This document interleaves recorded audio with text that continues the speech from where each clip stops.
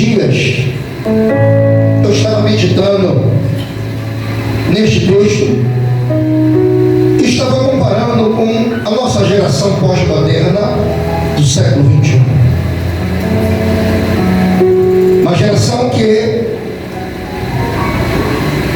como nos diz o profeta Isaías, até o próprio Jesus falou, essa geração me honra com seus lábios, mas o seu coração está longe de mim. Porque é muito fácil eu chegar na igreja, levantar as minhas mãos, adorar o Senhor como se fosse um ritual, ir embora para minha casa e chegar na terça-feira e voltar novamente.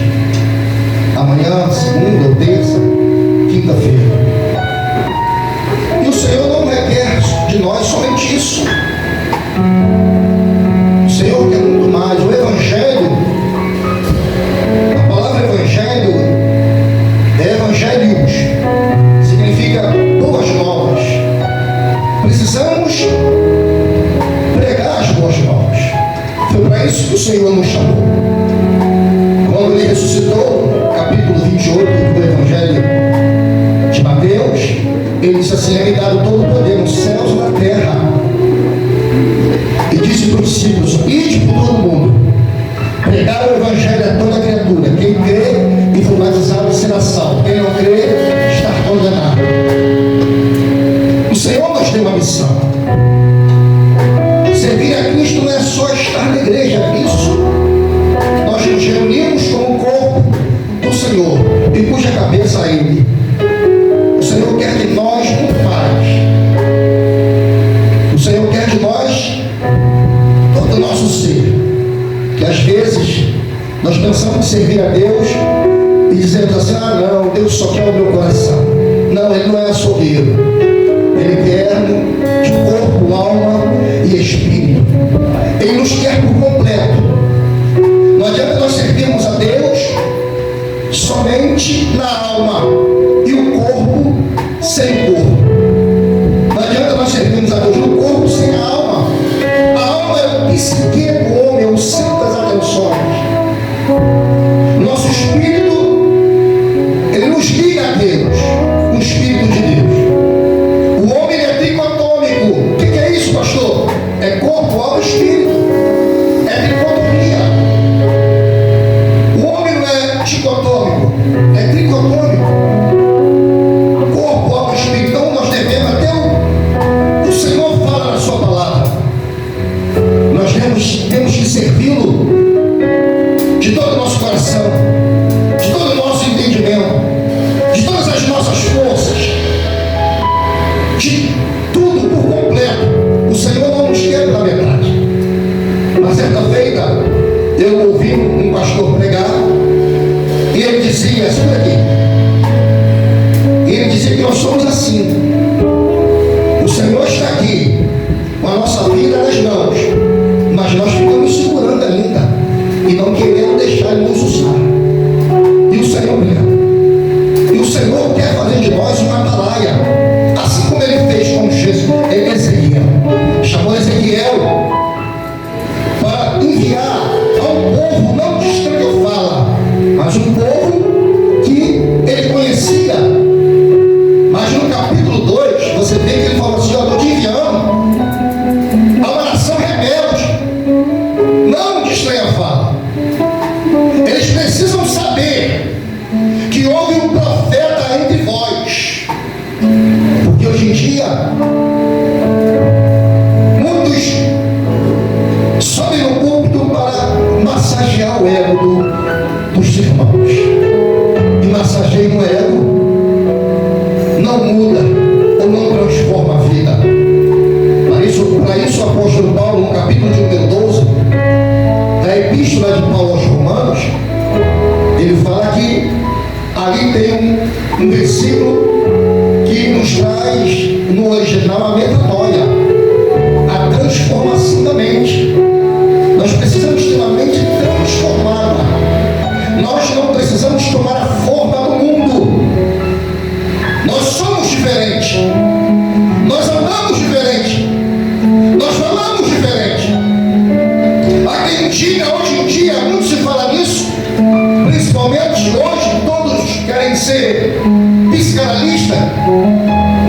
estudar psicologia, ser psicólogo, porque dizem eles que a doença do século, vamos voltar lá novamente, a doença do século é a depressão, a doença do século é a ansiedade. Irmãos, isso já existe há anos. Isso já existe há anos. Só veio à tona após a pandemia. Isso já existe há anos. O que é depressão? Excesso do passado. O que é ansiedade? Excesso do futuro. Eu quero conquistar. Eu quero conquistar. E aquilo passa dias, passa anos, eu quero conquistar. Eu quero conquistar. O foco está ali, o foco está ali. Quero conquistar. Até que um dia você...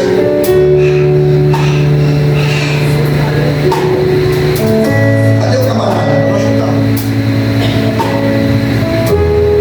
As doenças hoje em dia são diagnosticadas assim.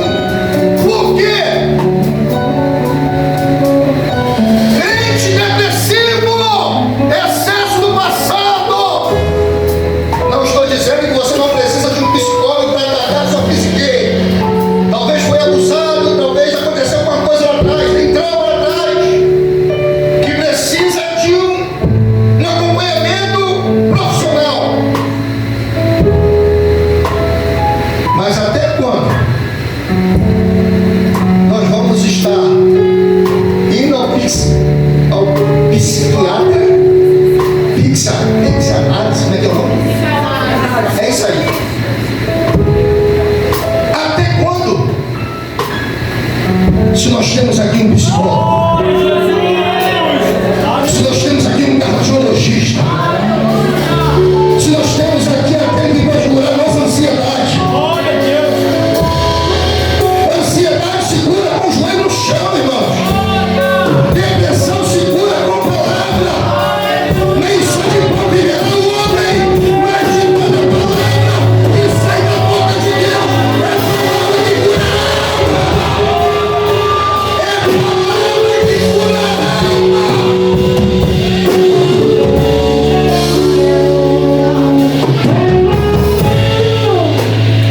Você sabe o motivo de muitos crentes fracos hoje? Falta de palavra. Muitos crentes desanimando. Eu vou falar uma coisa aqui com muita tristeza.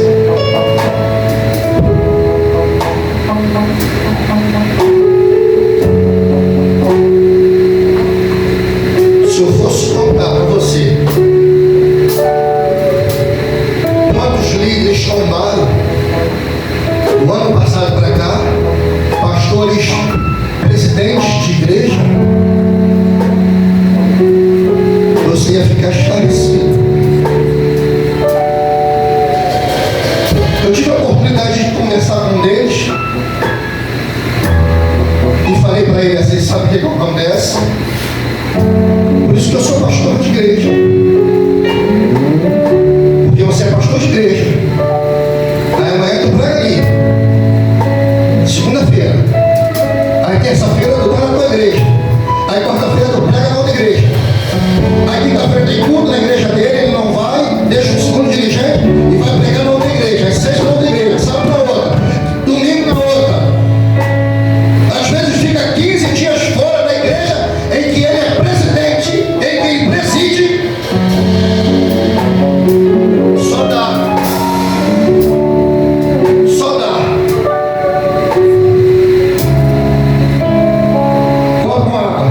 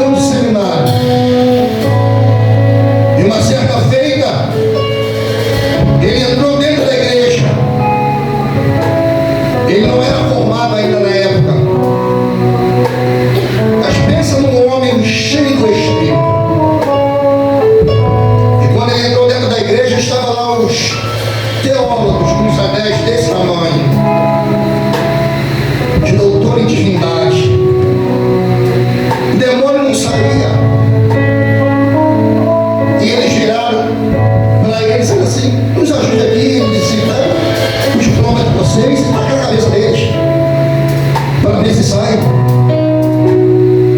Não adianta nós só conhecermos, precisamos ter intimidade.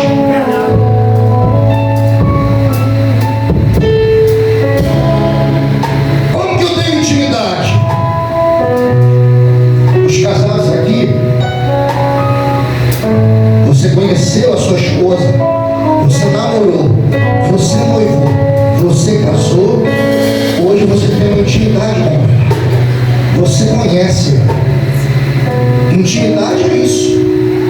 Intimidade é a gente conhecer e saber o que o nosso Deus pode fazer através de você. Porque um certo louco na Bíblia, uma certa vez ele disse assim: olha, não vai chover, segundo a minha palavra. E não choveu 3 anos e meio, não choveu. Um outro doido pegou um cajado diante do mar vermelho. Ele falou: Senhor, por que clamas a mim, Moisés? Manda um pouco de mar, o que tu tem na tua mão? Um cajado, toca na água. Toca na água. Na mão de Moisés era cajado, na mão de Deus era autoridade. Um outro doido na Bíblia, uma certa ocasião, brigando com o povo inimigo, já estava escurecendo, e ele falou: sol para, lua detém-se. O que é isso, irmão? O que é isso? O outro, depois que Elias foi levado aos céus, ele pegou a capa de Elias, levantou e falou: lá onde está o Deus de Elias? E tocou na água, e o Jordão abriu. São pessoas que conhecem Deus na sua totalidade, se entregaram de corpo, alma e espírito. E nós dizemos assim: eu queria ser como Elias, eu queria ser como João Batista. João Batista, ó, cabeça decepada, porque não retrocedeu e não massageou ela de ninguém. Disse: olha, você está errado porque está deitando com a mulher do teu irmão. Não é lícito deitar com a mulher do teu irmão. Primeira oportunidade. Está preparado para morrer? Está preparado para ser caluniado? Ou vai levar uma vida de depressão espiritual até quando? Quem falou isso aqui não foi Paulo, não foi João, não foi Lucas. Mateus relata as palavras de Jesus. Aqui é o Sermão da Montanha. Se você pegar o Sermão da Montanha, você vai ficar doido, cara. O Sermão da Montanha, ele começa no capítulo 5, capítulo 5 do Evangelho de Mateus, capítulo 6 e capítulo 7. Só Mateus e Lucas relatam o Sermão da Montanha. Lucas relata no capítulo 6, versículo 20 a 29. Mas Mateus, ele relata no capítulo 5, capítulo 6 e capítulo 7. Aí você pensa que Jesus, ele colocou um melzinho na chupeta no capítulo 6 e 7. Primeiro ele falou sobre as bem-aventuranças. Aí o povo: bem-aventurado aquele que creu e não viu, aquele que creu e que não viu. Sobre as bem-aventuranças. Aí chega no capítulo 6, um negócio estreito um pouco. Porque quando nós olhamos o capítulo 6, tem algumas partes aqui. Ele diz assim, ó: onde estiver o vosso tesouro, aí está também o vosso coração. No capítulo 6, no versículo 21. Onde está o teu tesouro, está o teu coração. Jesus falando para eles. E Jesus prossegue.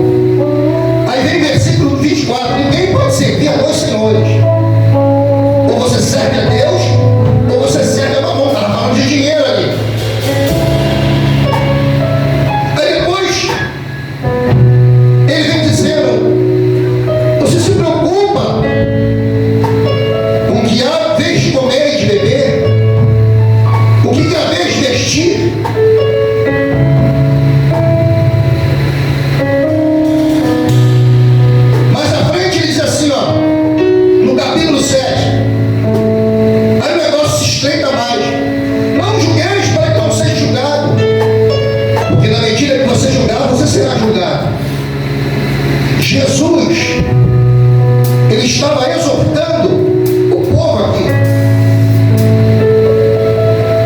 O povo estava inquieto.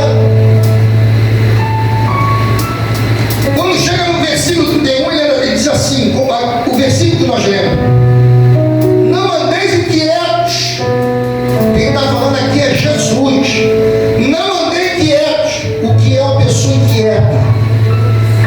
Ela está sentada, ela levanta, ela vai ao banheiro, do banheiro ela vai na cantina, da cantina ela vem para cá, depois ela levanta e vai beber água, e vai lá fora, fala no telefone, e vem para dentro da igreja, senta aqui, conversa com o irmão do lado, conversa com o irmão do outro, não consegue adorar, não consegue ouvir a palavra, porque o que nos liberta é a palavra. O que liberta a vida do crente dessa inquietação é a palavra, irmãos. Eu posso orar por você, fulano de tal pode orar por você, o apóstolo pode orar por você, mas sua vida só vai mudar se você deixar a palavra entrar dentro de você. Observe que Jesus falou: esse povo me honra com seus lábios, mas o seu coração está longe de mim. O Senhor conhece o nosso coração. E voltando lá onde estiver o vosso tesouro, está o vosso coração. Cuidado com isso, irmãos. Que Deus usa o profeta Jeremias para dizer assim: é o coração do homem enganoso. Quem o conhecerá?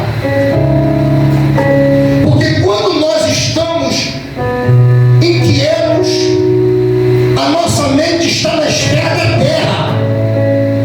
Nós pensamos nas coisas da terra. Nós queremos conquistar as coisas da terra. Porque fulano de tal conquistou, eu vou conquistar também. Sim. Mas tudo isso, o crente precisa entender que tudo isso são consequências do versículo 33. Buscai primeiro o reino de Deus e a sua justiça. Buscai primeiro o reino de Deus e a sua justiça, e todas as demais coisas vos serão acrescentadas. Pastor, o que é as demais coisas? Foi o que você vai ler quando chegar em casa, o capítulo 6 todo. Você está preocupado com o que você vai comer amanhã. Você está preocupado com o que você vai vestir. Você está preocupado com o que você vai beber. E ainda diz mais: se alguém te chamar para caminhar 1 milha, caminha 2. Se alguém te pedir a túnica, dê a dele. Se alguém te pedir a roupa, dá a túnica, dá a roupa.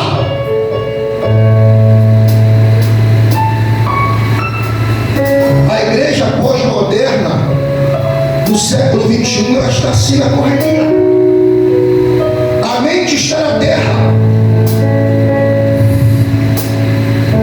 E o Senhor olha do céu e fica: cadê a minha igreja?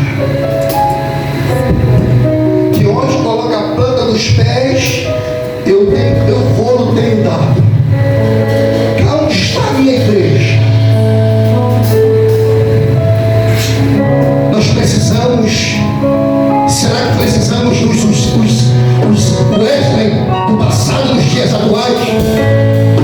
Será que nós precisamos dos migrantes do passado, nos dias atuais? Ou Deus precisa de você, quer levantar você, ou você não quer ser usado por Ele?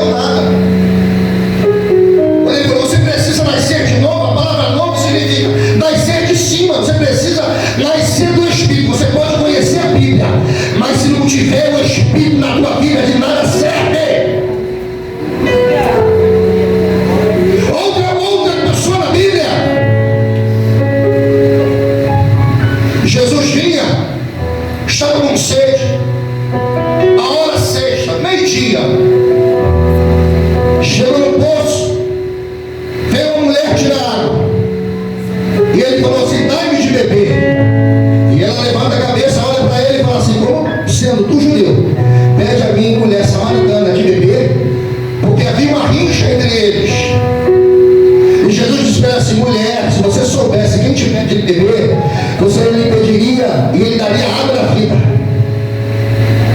Jesus falando de coisas celestiais e ela falando de coisas da terra.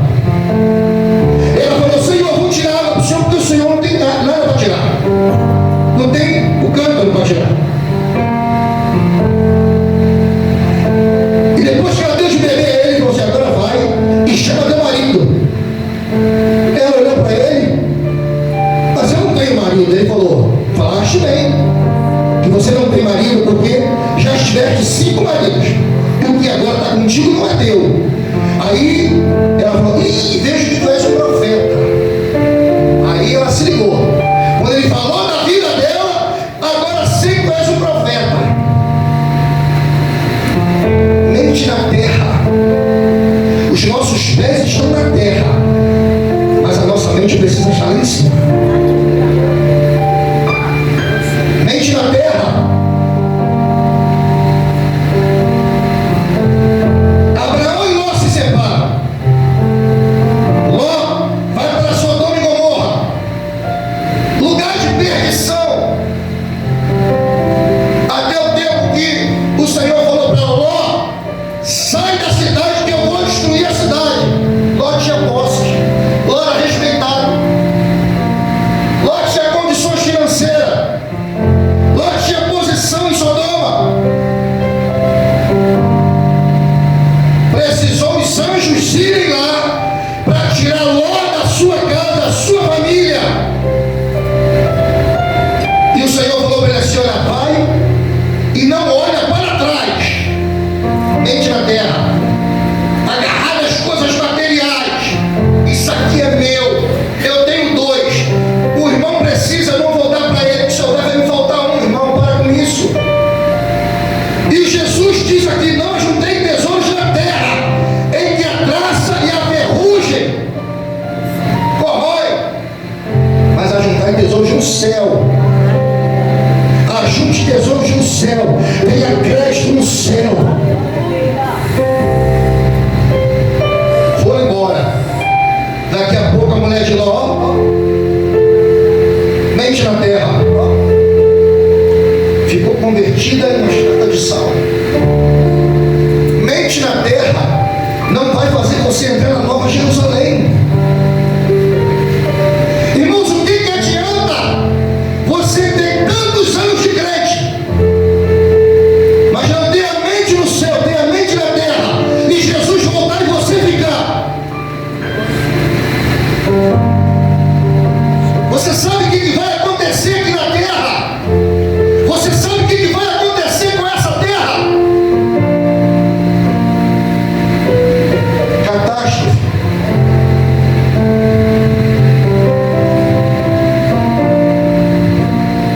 Vem a irmã Lucilene, diaconisa Lucilene. Vou usar a senhora, posso usar? Dirigindo, passa aqui, ó, voado. Jesus voltou, o carro vai bater no primeiro e vai estiver na frente. As pessoas vão olhar: cadê? Cadê ela? Cadê? Não tem ninguém dentro. Cadê? Solta a roupa. Aviões vão caírem. Porque cadê o piloto? Sumiu. Sabe o que vai acontecer aqui na terra? Opressão, lutas. O nosso, pode me custar caro. O nosso governo hoje em dia está corrompido. Na grande tribulação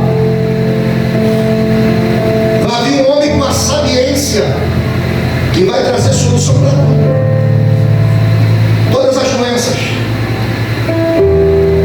Haverá uma só moeda. Isso já está rolando entre os países. Haverá uma só moeda. O chip já existe. Já está sendo implantado. O que é isso, irmãos? É a volta de Cristo. Tudo está se cumprindo. E a igreja está como? Dormindo. Meu Deus!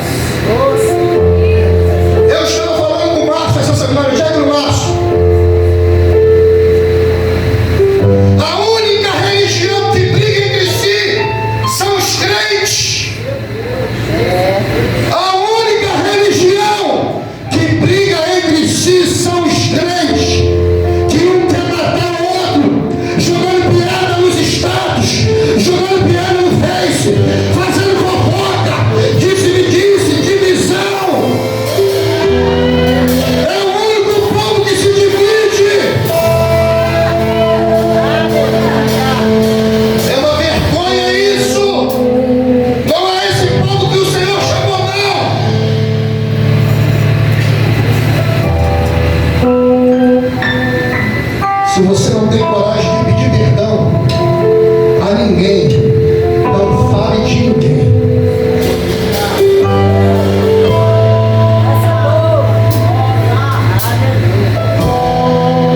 O povo crente hoje em dia está brigando entre si.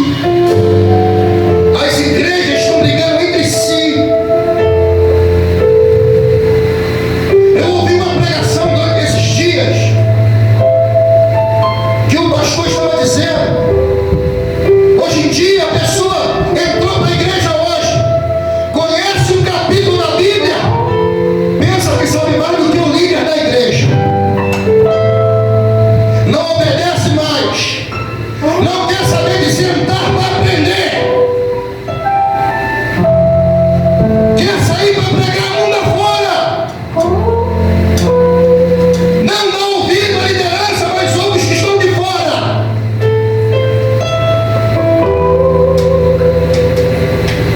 E sabe o que esse pastor falou?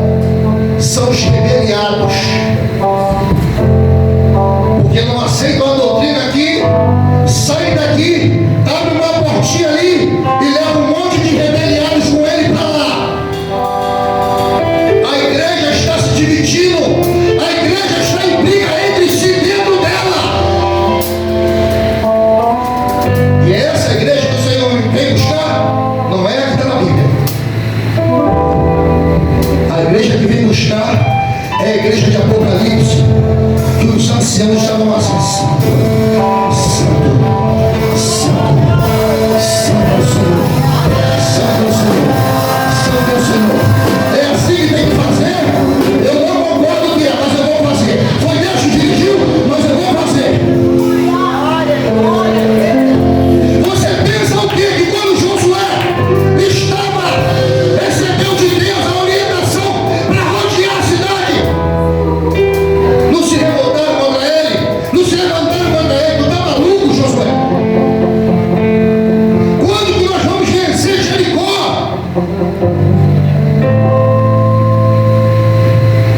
Segundo o historiador, a muralha ela media 9 metros de altura, 6 metros de largura. Quando que nós vamos romper? Eu não sei, mas o Senhor deu a ordem. Que às vezes as pessoas querem explicações para milagres, e não existe isso. Não tem explicação para milagres. O Senhor deu a ordem, obedeça a ordem e vá à frente.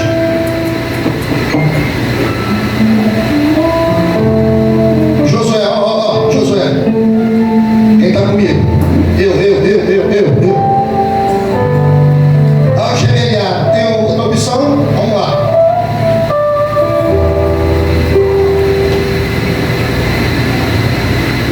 O povo de Israel, rodeando a cidade, se viu de chacota para Jericó. Olha lá o povo, está pensando que vai derrubar a muralha. Olha a autoridade que você tem. A autoridade que você tem. Quando você está cheio, quando você não aceita a depressão e nem a opressão na sua vida, e nem o excesso de ansiedade.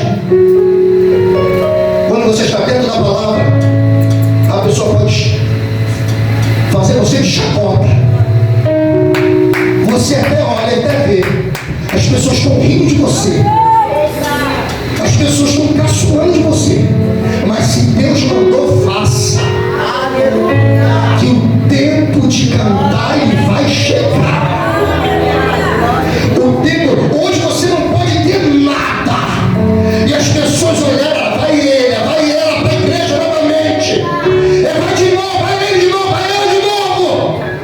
Pode até falar, mas vai chegar um dia que é os mesmos que falaram serão os mesmos que vão dar a notícia que o Senhor fez acontecer na sua vida. Olha lá eles passando. Crianças, mulheres grávidas, senhoras, anciões, homens, mulheres, jovens, crianças, adolescentes, rodearam a cidade durante 6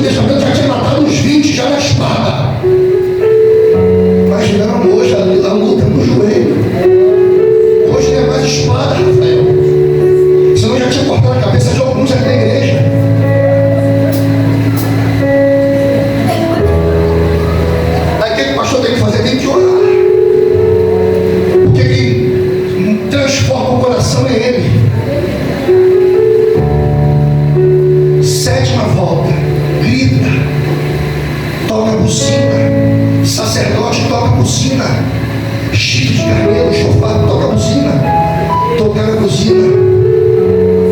As muralhas, elas não se romperam,